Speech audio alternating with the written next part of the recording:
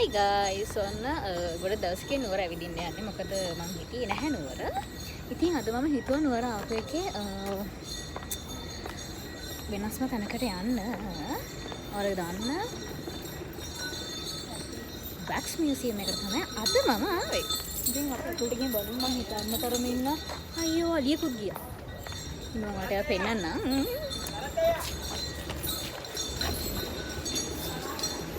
දැකේ පස්සේ ඒ කියන්නේ මම හෝම් ටවුන් එක නුවර වුණාට මම දැන් ඉන්නේ නුවර නෙවෙයි. ඉතින් ඒකත් එක්ක මං හිතුවාද පොඩ්ඩක් නුවර ඇවිදින්න යන්න ඕනේ කියලා. නේ විපත් රවුවේද මන් දන්නේ.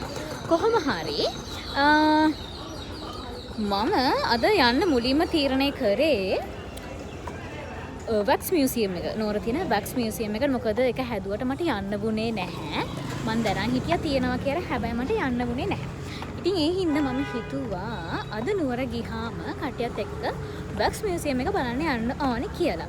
ඉතින් අද මගේ ෆස්ට් එක වෙන්නේ ඒක. ඉතින් මම පස්සේ තමයි දැක්කේ මේකේ වීඩියෝ එකේ කොටසක් නැහැ කියලා ළමයි. මොකද මම ඉස්සරහා ඔයාලට වීඩියෝ වලට ලොකු ඉන්ට්‍රෝ එකක් දුන්නා. ඒ වුණාට මම දැන් තමයි දැක්ක මම ඒක රෙකෝඩ් කරලා නැහැ ඒ වෙලාවේ කියලා. කොහොම හරි මේකේ එන්ට්‍රන්ස් ෆී එක විදිහට වැඩිහිටියෙක්ට ගන්න රුපියල් 400යි. පොඩි ළමයෙක්ට නම් රුපියල් 200ක ටිකට් එකක් තමයි මෙයාලා ගන්න. ඉතින් මෙතන wax museum එකට ආවහම මේ හැම ස්ටැචු එකම ළඟදී ඔයාලට ඒ ස්ටැචු එකට අදාළ ඩීටේල්ස් එයාලා ප්‍රදර්ශනය කළා තියෙනවා. ඊට අමතරව මේ ගැන විස්තර කරන්න ඔයාලට එතන තව පිරිසක් වෙනම ඉන්නවා. ඔයාලට එයාලගේ උදව් ගන්නත් පුළුවන්. ඊට අමතරව මෙතන බාර් එකක් දාලා තියෙනවා. අපිට ඒක ස්කෑන් කරාම ඒ ස්ටැචු එකට අදාළ විස්තර දැනගන්නත් පුළුවන්.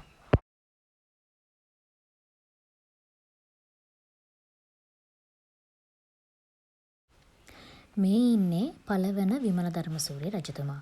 ඔන්න මේ දවස්වල දෝන කතරිනා. එහෙම නැත්නම් කුසුමාසන දේවි ෆිල්ම් එක බලපු ඔයාලා නම් දන්න ඇති කවුද විමල ධර්මසූරිය රජතුමා කියලා කියන්නේ.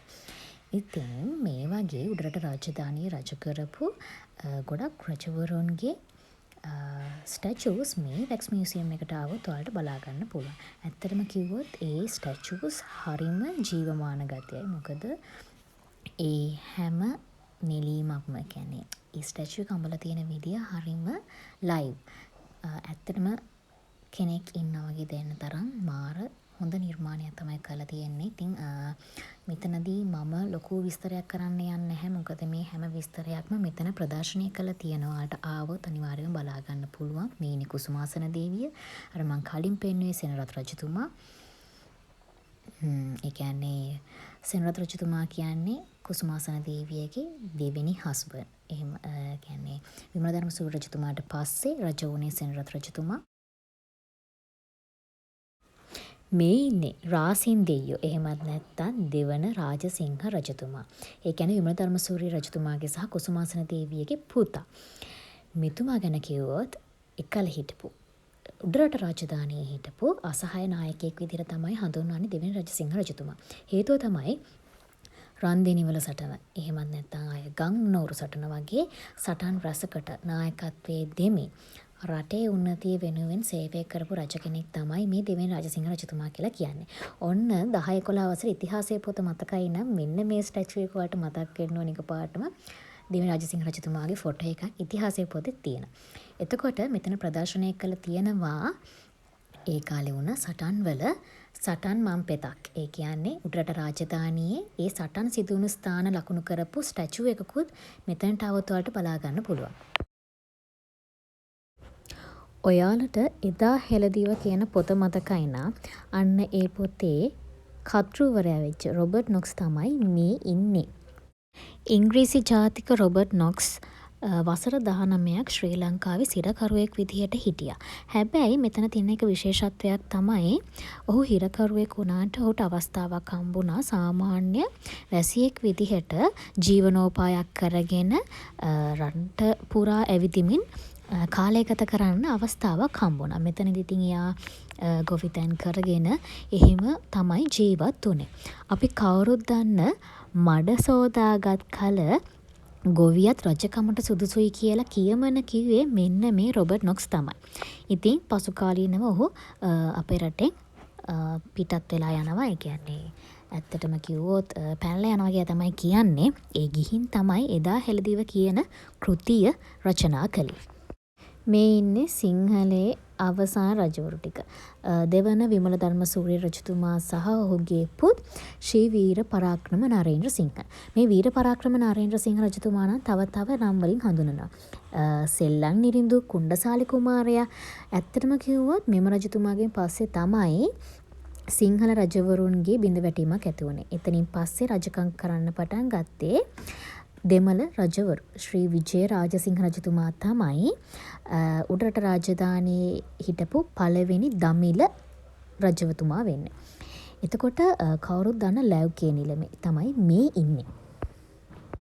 වැලිවිට සරණංකර සංඝරාජ. එහෙමත් නැත්නම් පිණ්ඩිපාතික අසරණ සරණ සරණංකර සංඝරාජ මාහිමිපාණන් වහන්සේ. උන්වහන්සේ තමයි ලංකාවේ සංඝ සභාවට පිණ්ඩපාතය කියන එක හඳුන්වලා දුන්නේ. ඒ කාලේ උන්වහන්සේ තමන්ගේ ශිෂ්‍ය ගෝල හාමුදුරුවරුත් එක්ක පිණ්ඩපාතය වඩිනවා කියලා තමයි කියන්නේ. මේ සංඝරාජ හාමුදුරුවන්ට අසරණ සරණ සරණංකර කියන නාමය ලබා දුන්නේ කීර්තිශ්‍රී රාජසිංහ රජතුමා විසින්. උන්වහන්සේ කරන සේවය සහ අසරණ මිනිසුන්ට උපකාර කරන හින්දා තමයි කීර්තිශ්‍රී රාජසිංහ රජතුමා උන්වහන්සේට මේ නම පිරිනැමුවේ.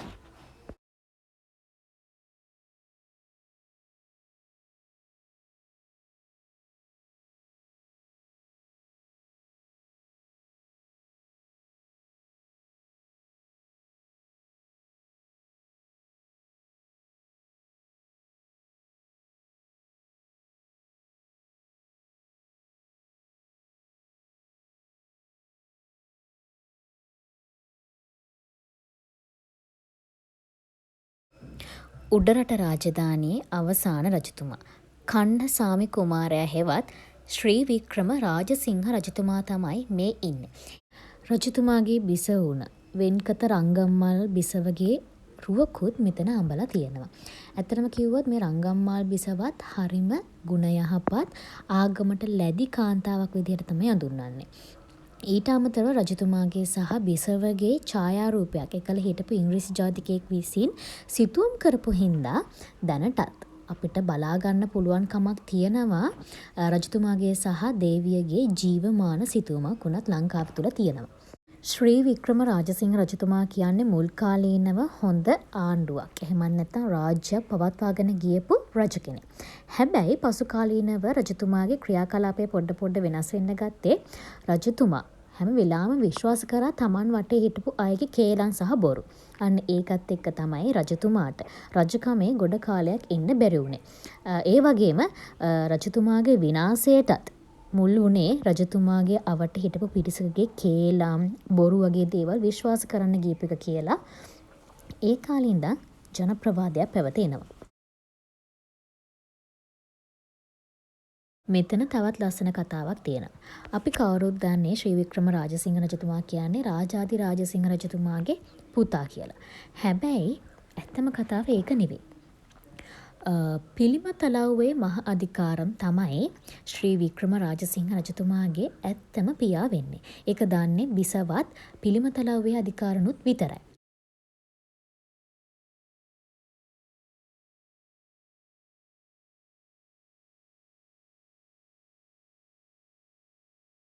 දේවේන්ද්‍ර මූලාචාර්ය ගැන කතා කළොත් ඔහු තමයි දළදා මාලිගාවේ පත්තිරිප්පුව, මගුල් මඩුව, උල්පැන්ගිය, වලාකුළු බැම්ම වගේම නුවර වැව මැද තියෙන අර ලස්සන දූපත නිර්මාණය කළේ මොහු තමයි. මුලින්ම පත්තිරිප්පුවේ හැඩය නිර්මාණය කරලා රජතුමාට පෙන්වන්න ඔහු භාවිතා කරලා තියෙන්නේ කෙහෙල් බඩ. ඉතින් මේ වගේ නිර්මාණ රසක් කරපු කෙනෙක් තමයි දේවේන්ද්‍ර මූලාචාර්ය කියලා කියන්නේ. මං කලිනුත් කිව්වනේ ශ්‍රී වික්‍රම රාජසිංහ රජතුමා කියලා කියන්නේ ගොඩක් අයගේ බොරු කියලා විශ්වාස කරපු කෙනෙක් කියලා. ඉතින් දේවේන්ද්‍ර මූලාචාර්ය ගැනත් මෙන්න මේ වගේම බොරු කටකතා රජතුමාගේ කනේ තිව්වා ගොඩක් ඇමතිවරු. අන්න ඒ හේතුවෙ හින්දා ඒව විශ්වාස කරපු ශ්‍රී වික්‍රම රාජසිංහ රජතුමා දේවේන්ද්‍ර මූලාචාර්යගේ වම් අතේ තියෙන මාපට ඇඟිල්ල කපලා දැම්මා. ඒකට හේතුව තමයි ආයෙත් දේවේන්ද්‍ර මූලාචාර්යයට කිසිම නිර්මාණයක් කරගන්න බැරි වෙන්න ඕනි හින්දා තමයි ශ්‍රී වික්‍රම රාජසිංහ රජතුමා විසින් මෙන්න මේ දඬුවම දේවේන්ද්‍ර මූලාචාර්යයට දුන්නේ. හැබැයි එතනදී ඒ දඬුවම ලබා ගන්න වුණාට ඇත්තටම දේවේන්ද්‍ර මූලාචාර්යා කිසිම වැරද්දක් කරපු කෙනෙක් නෙවෙයි. මේ ඉන්නේ ජෝන් ඩොයිලි. ජෝන් ඩොයිලි කියලා කියන්නේ බ්‍රිතාන්‍යයට ශ්‍රී ලංකාව යටත් කරගන්න ලොකුම මෙහෙවරක් කරපු පුද්ගලයා තමයි ජෝන් ඩොයිලි කියලා කියන්නේ.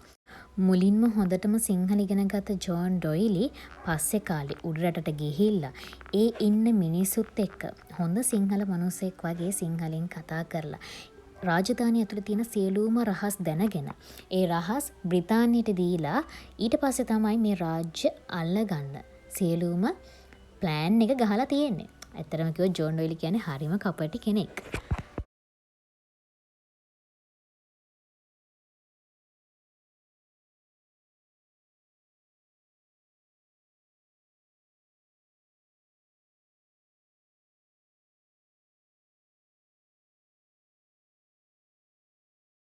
මේ ඉන්නේ කපුවත්තේ අධිකාරම්. එහෙමත් නැත්නම් ශ්‍රී දළදා මාලිගාවේ පළවෙනි දියවඩන නිලමේ.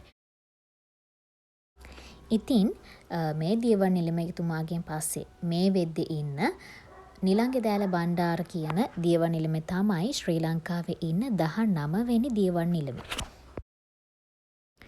එතකොට මේ ඉන්නේ 1818 කැරැල්ලේ. එහෙමත් නැත්නම් ඌව කැරැල්ලේ මෙහෙයවපු ප්‍රධාන නායකයෝ ටික. වීර මොණරවිල කැප්පෙටිපොළ, ඇහැලේපොළ මහා නිලමේ, කිව්ලිගෙදර මොහොට්ටාල වගේ කට්ටිය තමයි මෙතන නිරූපණය කරලා තියෙන්නේ. ඉතින් මේ වීර මොණරවිල කැප්පෙටිපොළගේ හරි විශේෂත්වයක් තියෙනවා. එතුමාට පසු කාලීනව මරණ දණ්ඩනය ලබා දෙනවා. එතනදී එයා ඉල්ලීමක් කරනවා එයාගේ හිස ගසා දාන්න කලින් එයා අරහන් පාඨය කියනවා. එතනදී අරහන් කියන වචනේ එද්දිම එයාගේ හිස ගසා දාන්න කියලා. ඉතින් ඒ කාලේ දඬුවම් ගැන කතා කරොත් එහෙම පිරිමි කෙනෙක්ට මරණ දණ්ඩනය හම්බ වෙනවා නම් හිස ගසා දාන්න. ගැහැණු කෙනෙක්ට මරණ දණ්ඩනය හම්බ වෙනවා නම් බෙල්ලේ ගලක් බැඳලා වැවට දාන්න තමයි ඒ කාලේ දණ්ඩ නීතිය හදලා තිබිලා තියෙන්නේ. ඇත්තටම කිව්වොත් මේ වැක්ස් මියුසියම් එක හදලා තියෙන බිල්ඩින් එක. එහෙමත් නම් ඇහැලේපොළ වලාවේ සැබෑම උරුමකාරයෝ තමයි මේ ඉන්නේ. ඇහැලේපොළ මහ අධිකාරම් ඇතුළු ඔහුගේ පවුල. ඇහැලේපොළ මහ අධිකාරම් කියලා කියන්නේ හරියට නිකන් දැන් කාලේ බැලුවොත් නම් අගමැති වගේ. ඒ කියන්නේ රජතුමාගෙන් පස්සේ හම්බ වෙන නිලතලය තමයි මේ ඇහැලේපොළ මහ අධිකාරම්ට ලැබිලා තිබුණේ. රජතුමා ඇහැලේපොළ අධිකාරම්ව සබරගමුවට යවනවා එහි පාලනය බලන්න කියලා. අන්න ඒ ගිහින් ඉද්දී ඇහැලේපොළ නිලමේ රජතුමාට රත්තරන් ඔටුන්නක් හදනවා. මේක ආරංචි වුණ අනිත් ඇමතිවරු ටික රජතුමාට කේලම් කියනවා අන්න ඔටුන්නකුත් හදලා ලෑස්ති වෙන්නේ රජකමට එන්නද කොහොද තමයි කියලා. මේක විශ්වාස කරපු රජතුමා ඇහැලේපොළ අධිකාරම්ට එන්න කියලා අණ කරාට ඇහැලේපොළ අධිකාරම් ආවේ නැහැ. එතනදී රජතුමාට හිටපු අනිත් ඇමතිවරු බල කරනවා ඔහුගේ පවුලම ගෙනල්ලා ඝාතනය කරන්න කියලා. අන්න ඒ හේතුව මත තමයි ඇහැලේපොළ කුමාරි හාමිවත්, මද්දුම බණ්ඩාර කුමාරයාත්, ලොකු බණ්ඩාර කුමාරයාත්, තිකිරි කුමාරි හාමි මැණිකේවත් ඊට අමතරව ඔවුන්ට තව පොඩි දුවෙක් හිටියා.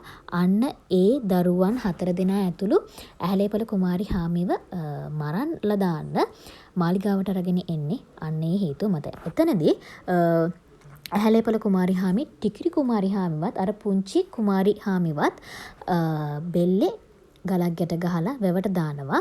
ඊට අමතරව මද්දුම බණ්ඩාර සහ ලොකු බණ්ඩාර කියන කුමාරවරු දෙදෙනාගේ හිස ගසා දානවා. කට කතා ගියාට චූටි කුමාරි හාමිව වංගෙඩියක දාලා කෙටුවා කියලා ඇත්තටම ඒක සිද්ධ වුණේ නැහැ.